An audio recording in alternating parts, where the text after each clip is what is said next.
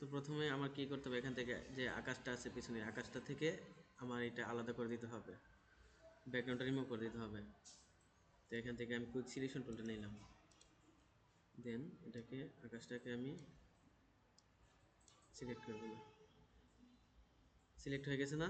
তো আমি চাচ্ছি কি আকাশটাকে রিমুভ করার জন্য, তো এখান থেকে এটাকে আমি এখান থেকে ডিলিট প্রেস করে দিতে পারি নর্মালি, অথবা এখানে লেয়ার মাস্ক করে কিন্তু এটাকে আমি নিতে পারি। দেন আমার এখানে এটাকে দেখেন আলাদা হয়ে গেছে ব্যাকগ্রাউন্ড থেকে।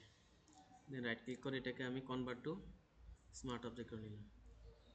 দেন ওইখান থেকে এই আকাশটা আমি নিয়ে আসবো কীভাবে, এখান থেকে সিলেক্ট অল, দেন এডিট কপি, দেন ওই ট্যাবে গিয়ে এটাকে এডিট থেকে পেস্ট করে দেব। দেন লেয়ারটাকে আমি ড্র্যাগ করে নিচে নিয়ে যাব। তারপরে এখান থেকে আমি টাইমলাইনটা নিয়ে আসবো, উইন্ডোজ থেকে টাইমলাইনস, ভিডিওর যে এডিটিংয়ের কন্ট্রোলিংগুলো সবগুলো চলে আসছে। দেন এখান থেকে ক্রিয়েট ভিডিও টাইমলাইন, দেখেন এখান থেকে আমার দুইটা লেয়ারের জন্য দুইটা টাইমলাইন এখানে চলে আসছে। এটা হচ্ছে বিল্ডিংয়ের লেয়ারটা, আর এটা হচ্ছে কি ক্লাউডের লেয়ারটা। আলাদা আলাদাভাবে এখান থেকে আমি কন্ট্রোল করতে পারবো দরকারে। দেন এখান থেকে একটু ছোটো করে দিই, পরে এখান থেকে দেখেন পজিশন আছে, ট্রান্সফর্ম আছে।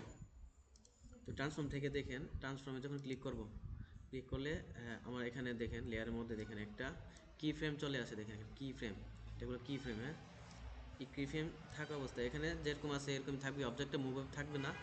দেন একদম এন্ড পয়েন্টারটা নিয়ে আমি আরেকটা কি ফ্রেম এর দিকে অ্যাড করে দিব। দেখেন এখন প্রথমে একটা অবস্থা আছে কি ফ্রেম, লাস্ট আছে একটা কি ফ্রেম। তো কি ফ্রেম থেকে এটাকে আমি ধরে কন্ট্রোল টি দিয়ে দেন এটাকে একটু বড় করে দিয়ে অ্যাডজাস্ট করে ভিতর দিকে নিয়ে যাইলাম। এখন দেখেন কি হয়েছে, পয়েন্টারটা যখন মুভ হবে তখন এটা প্রথম অবস্থা থেকে দ্বিতীয় অবস্থানে চলে যাবে। সেম পজিশনে আমি ওই লেয়ারটাকে এখান থেকে পজিশন থেকে এখান থেকে প্রথম অ্যাডটা করলাম, দেন দ্বিতীয় পয়েন্টার এনে আরেকটা কি ফ্রেম অ্যাড করলাম, করে এখানে আকাশটাকে একটু মুভ করে দিব দ্বিতীয়তে। এখান থেকে প্লে করে দিলে দেখবেন এখানে এটাকে মুভেবল হয়ে গেছে। এরকম টাইপের পিকচার দিয়ে কিন্তু আমরা মোশন গ্রাফিক্স ক্রিয়েট করতে পারি। তারপরে যে অনেক সময় দেখা যায় না, একটা বোতল দিয়ে পানি ডালতেছে, এগুলো হচ্ছে প্যারালাক্স, এই সবগুলো এরকমভাবে করা। দেন এখানে এটাকে আমরা এখান থেকে রেন্ডার করে দিব, এখান থেকে স্টপ করে রেন্ডার ভিডিওটাকে সেভ করবো কীভাবে, এখান থেকে রেন্ডার করে দিব। এখান থেকে এসে জাস্ট আমরা ফাইল লোকেশনটা দিয়ে আর কিছু করার দরকার নাই, এখান থেকে রেন্ডার করে দিব।